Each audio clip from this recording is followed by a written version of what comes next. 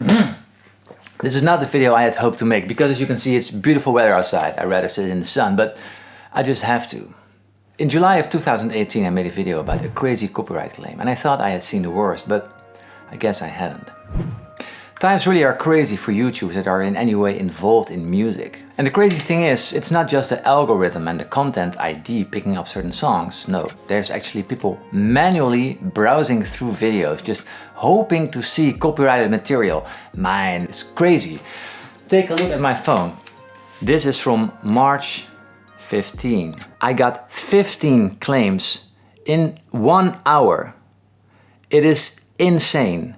Every one of these mails is a copyright claim by YouTube within the hour. So some person was just checking out my videos and flagging them one at a time. Boom, that one, boom, that one, boom, that one. That's mine. So what does it mean if I get such a claim? They basically say I'm using their copyrighted material in my video. So they take all the money. So in the best case, all earnings from those videos go to these greedy corporations. Universal Music, I can't even pronounce it. Universal Music Group, there's a bunch of them. But it can get worse. Let's take a look at this video, for example. In this video about licks, I'm playing a tiny lick of an Eagles song. Just one lick. I'm not playing the last note. And now this video is completely blocked for viewers in the United States, where coincidentally my biggest public is. And all the advertising money the video is making from the rest of the world goes to them. Everything, not 1 cent for me.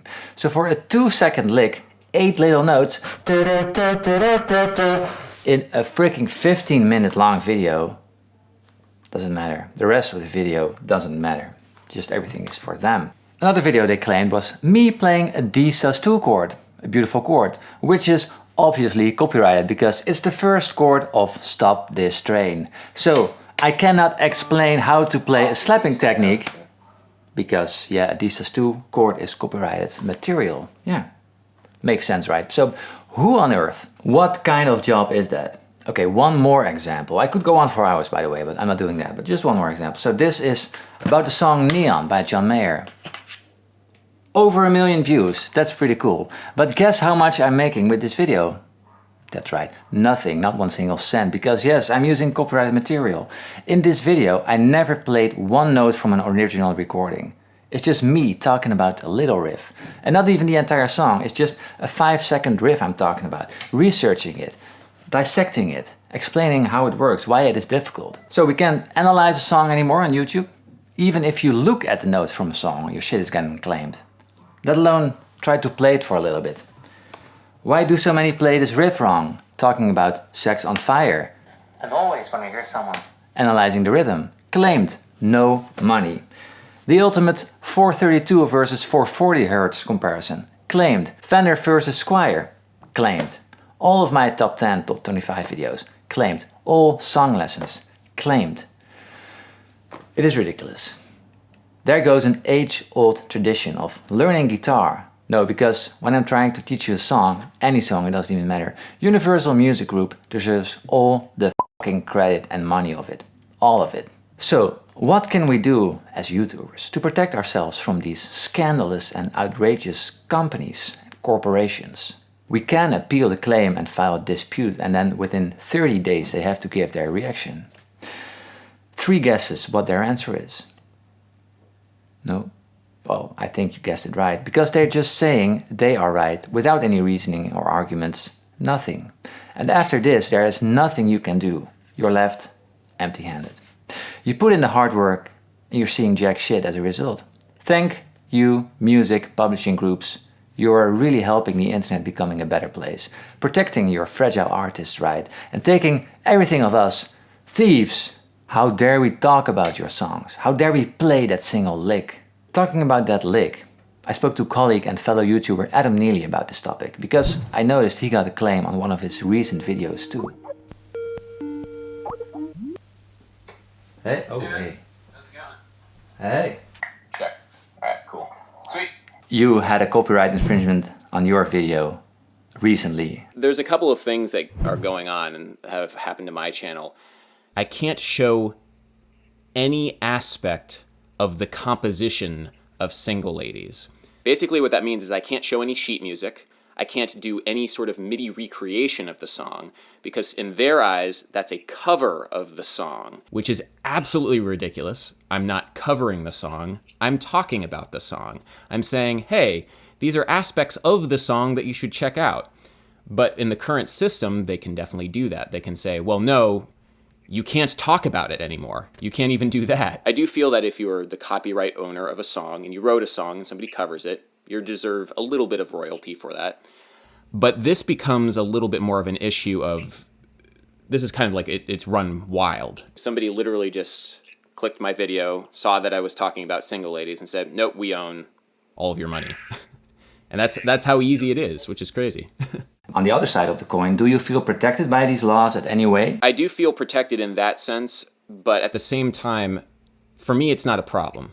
I haven't been like grossly affected by people pirating my stuff. I don't see that being in any way, shape, or form an affront on my business, on my artistry, on anything that I do. The tools available are very, very easy for us. And that's almost frightening because it's just as easy for larger corporations to take us down as well. So do you feel like you like those tools or do you use those tools often? No, never. I saw there are a bunch of videos that I made are just re-uploaded somewhere and they get like between 500 and 1,000 views. It's just exact copies of my videos. So how is it possible that everyone talks about this? Everyone complains about it. And it only keeps on getting worse and worse. Well, it's really not that hard to come up with a solution. Eric, you know, the Eric from Internet Comment Etiquette with Eric, worded it nicely in a video where he actually replied in one of his videos about copyright to my previous video about copyright. And he had a pretty sweet solution to this madness. Here's a small part of what he proposed. This poor son of a bitch. Craziest copyright strike from YouTube ever? So someone took my track, added vocals, added guitars. I get a copyright infringement notice. Wait, what? Tale as old as time. What if, for instance, YouTube implemented a sort of TSA pre-check for YouTube channels where... Wait a minute, he's talking over a copyrighted song. Let's finish this myself. Where you can apply as a creator and based on your current standing with copyright claims and depending on how big your channel is, therefore more likely to be your main source of income, you can get a soft whitelisting that adds extra steps when another company wants to copyright claim you. I think that's a great solution. These people aren't in it to deliberately copy songs or infringe on copyright. We are just trying to do our job as teachers, as musicians, as creators. Does the fear of getting a claim, does that affect your videos in any way? Of course. I can't play recordings of songs and talk about them. Which is ridiculous because when I was in school, that's all we did. We listened to songs and then we talked about them. It's a very effective means of teaching. It's a very effective means of demonstrating. The analogy I have, and this is, I think, the best analogy to describe how ridiculous this is it would be like if you were enrolled in a film course where you were studying film and studying the art of film, but you weren't allowed to watch any films. And not only that, if the instructor reenacted scenes from the film themselves and tried to talk about it that way, they would be then sued for reenacting scenes of the film in an educational context. That's what it is with music. Let me be clear, I absolutely love it here on YouTube. It gave me so many opportunities I would have never had without it. It's a great platform for creators, but it could be so much better. My videos could literally be better if I didn't have to worry all the time about these claims. Making stuff sound worse, or just avoiding topics at all because the claims are just around the corner. But I do hope you enjoyed this video, although it was a bit of a rant.